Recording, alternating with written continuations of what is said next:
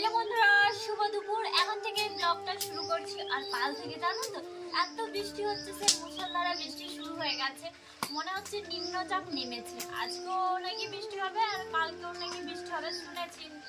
আর অনেক দিনের পরে আজকে আমাদের বাড়িতে আসছে মা আর বাবা। কেন আসছে, কিসের জন্য আসছে, সবটাই তোমাদেরকে বলবো। আর আমাদের বাড়িতে বিয়ে বাড়ি লেগেছে। কার বিয়ে বাড়ি বলাতে সেটা তোমরা ব্লগের মাধ্যমে জানতে পারবে। তো আজকে আমাকে রান্না করতেই হবে, কারণ মা বাবা আসছে এতদিন পর। বাবাকে তো তোমরা আমার ব্লগে দেখেইছো, মাঝে মধ্যে বাবা আমার ব্লগে নেই, কিন্তু মাকে সেরকম ভাবে নেওয়াই হয় না। আর তোমরা তো আমার মাকে জানোই না। তো আজকে আমি মাকে দেখাবো। তো আজকে আমি রান্না করছি তোমার বেগুনের ভাজা হবে, আর কুমড়ো আলু বেগুন দিয়ে একটা লাল শাক দিয়ে একটা তরকারি হবে, আর ডিমের ঝোল, ডবল ডিমের ঝোল, আর কিছু না। মা বাবা আসছে, আমি ডিমের ঝোল খাচ্ছি। ভাবতে পেরেছো কোথায় চিকেন টিকেন নিয়ে আসবো না করে। তো এখন বৃষ্টি হচ্ছে, এই জন্য বাজার যেতে পারবে না। তো যদি পারি তো রাত্রেবেলা চিকেন হবে। তো চলো আমার ব্লগটা দেখে থাকো। দেখো আবার সে কালো কড়াই রান্না করছি, ডবল ডিমের তরকারি। আর দেখো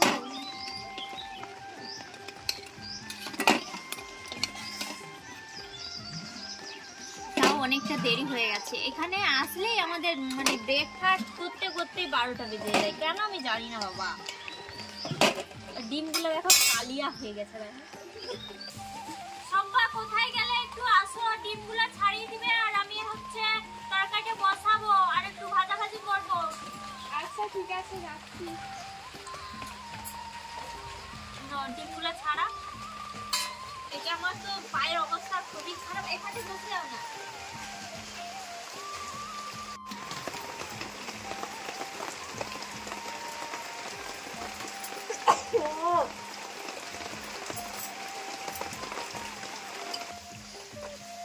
তোমরা অনেকে ভাবছো যে বৌদিদের কি গ্যাস নেই, বাইরে এত বৃষ্টি পড়ছে, বাইরে রান্না করছে। আমাদের সাথে কথা বলতে আমাদের একটাই গ্যাসটা আছে টিউশনের কাছে। আর স্কুল টিউশন যায়, তো ওই সকালবেলা টিফিন বানিয়ে দেওয়ার একটু সমস্যা হয়ে যাবে, এই জন্য ছেলের কাছে আছে গ্যাসটা। তো ভাবছি আমরা আরেকটা গ্যাস নেব। আর দেখতে দেখতে তো বর্ষা চলেই এলো, আর না গ্যাস নিলেও নাই। তো চলো আমি রান্নাটা করে নিই, তারপর আবার আসছি।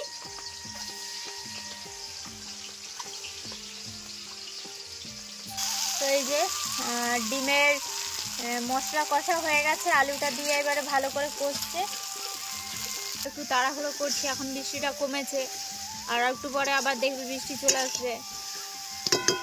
তোমার হয়ে গেছে দাও, তুমি যেরকম জানো সেরকম করো। আমার পেটে করবে দেখবে আমার খারাপ হয়ে যাবে। তুমি যেটা জানো তোমার পদ্ধতিতেই করো।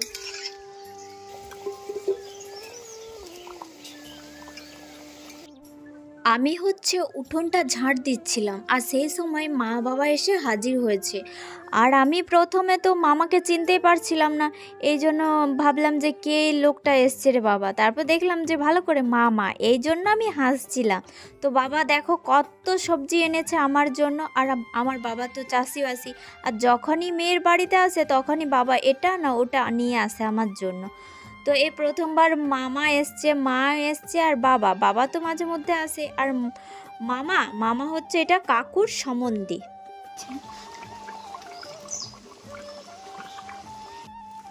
তো এই যে মা বাবা চলে এসছে। আর তোমার রান্না বান্না এখনো হয়নি? আরেকটু। তো এখনো আমাদের রান্না বান্না হয়নি, দেখতে দেখতে 2টো বেজে গেছে। আর ওইটা হচ্ছে মা। আর এই যে বাবাকে তো সবাই জানো। তো মা বাবা আর এসছে, মামা এসছে, খেতে দিয়ে দিয়েছি। আর এই যে তোমাদের দাদাভাইকে এখন স্নান করাবো, তাই একটু বাইরে এলাম। তো ওকে আজকে এই যে এখানে চিটটা দেওয়া আছে, ওই চিটটা আজকে খুলতে বলেছিল। যেহেতু 7 দিন হয়েছে, 7 দিন কি আজকে নিয়ে 8 দিন হয়ে গেল, বুধবার 8 দিন। তো খাওয়া দাওয়া হয়ে গেছে অনেকটা পরে, আবার এসছি। আজকে মা বাবা আর এসছে মামা কিন্তু ক্যামেরার সামনে আসতে চায়নি, মামা এই প্রথমবার এসছে। তো আজকে মা বাবাদেরকে হচ্ছে ডিমের ঝোল আর ভাত খাইছি। আজকে মাংস কিছুই করিনি। আর তোমরা কি করতে আসছে আমার ঘরকে একটু বলো সবাইকে। আমার ছেলের বিয়ে, তার জন্য নিমন্ত্রণ করতে আসছি।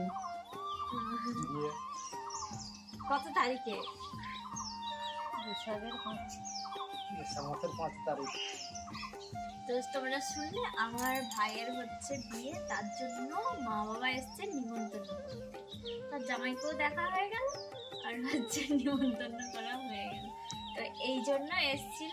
মা তো আসেইনি, সে হয়ে গেল 2-3 বছর। তো এই এলো মা প্রথম। তো এই জন্য বাবা মা এসছে আর ঝি জামাইকে নিমন্ত্রণ করতে। আমার বাড়ি প্রথমে এসছে, বলছে তোকে আগে নিমন্ত্রণ করি। তো এই জন্য এসছে। ভাইয়ের বিয়ে হচ্ছে বৈশাখ মাসে 5 তারিখে।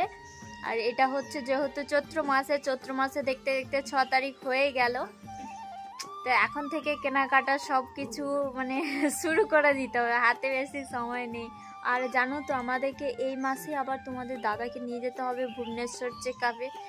তো দেখি কি হয়, দেখতে দেখতে সব সময় ঘনিয়ে আসছে। আর মা বাবাও বলছে যে কেনাকাটা করতে যাব, তোকে নিয়ে যেতে হবে, কারণ অনেক কিছু আছে। আর বাবা তো একা পাচ্ছে না, মানে ভুলে যাচ্ছে। মা বলছে তোর বাবা সব ভুলে যাচ্ছে। মিষ্টির দোকানে মা কি হয়েছে?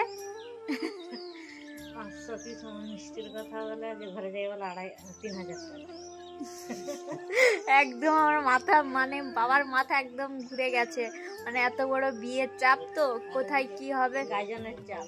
হ্যাঁ, আবার হচ্ছে আমার বাবা হচ্ছে দেশের হচ্ছে মুখিয়া, মানে মুখা, আর গ্রামের কথায় মানে গ্রামে বলে। তো ওইটা দুদিকে চাপ, মানে দুই দিকটা ব্যালেন্স ঠিক রাখতে হচ্ছে। তো এই জন্য বাবার মাথা একদম ঘুরে যাচ্ছে। আর তার জামাইও এখন ঠিক নেই। তার জামাইয়ের মানে এখানটা অ্যাক্সিডেন্ট হয়ে গেছে, এখন জামাইকেও বেশি চাপ দিতে পারছে না। তো চলো এবারে কি করছি না করছি সেটা তোমরা দেখতে পাবে। তো ভাবছি বিকেলবেলা দুপুরবেলা তো বাবাকে ডিমের ঝোল ভাত খাইয়েছি, এখন তো কিছু একটা করতে হবে। আর মামা তো ঘর যাবে বলে লাফাচ্ছে। তো চল, তো দেখতে দেখতে তোমাদের দাদা ভাইয়ের এই যে পিনটা খুলে আবার এখানে স্টিচ করা হয়েছে। তো এইটা খুলতে বলেছিল 7 দিনের মাথায়, দেখতে দেখতে আজকে 8 দিন হয়ে গেছে। তো আজকে আমি এটা খুলবো আর তোমাদেরকেও দেখাবো। তো চলো খুলি, তুমি খুলো। লাগছে? আস্তে আস্তে একবারে খুলতে হবে।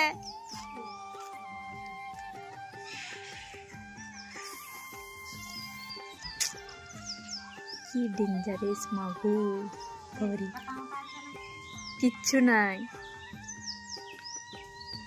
বাপরে কি লাগছে, কোনো স্লাইম লাই কিচ্ছু না।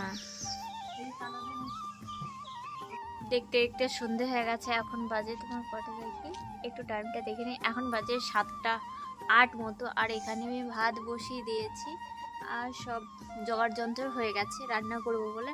আর এখানে সবাই এসে বসেছি, সব মানে আলোচনা হচ্ছে কি হবে না হবে, কত কথাবার্তা। কি করছো তুমি? হ্যাঁ, তোমার শরীর ঠিক আছে তো? কেমন লাগছে স্টিচটা খুলে দিতে? কিছু লাগছে স্টিচ না, নয়, মানে এখানে চিপটা দেওয়া ছিল। কিছু মনে হচ্ছে না, তাও একটু মোটামুটি একটু মনের ভিতরে কেমন যেন লাগছে, তাই চুপচাপ বসে, কিছু ভালো লাগছে না।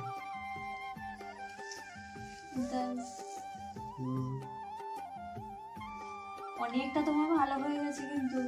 আর শুকনো হয়ে গেছে পুরো? শুকনো হয়ে গেছে। ইয়েটা কি বলতো, এই জায়গাটা একদম মানে জয়েন্ট হয়ে গেছে, এতটা বুঝাইনি।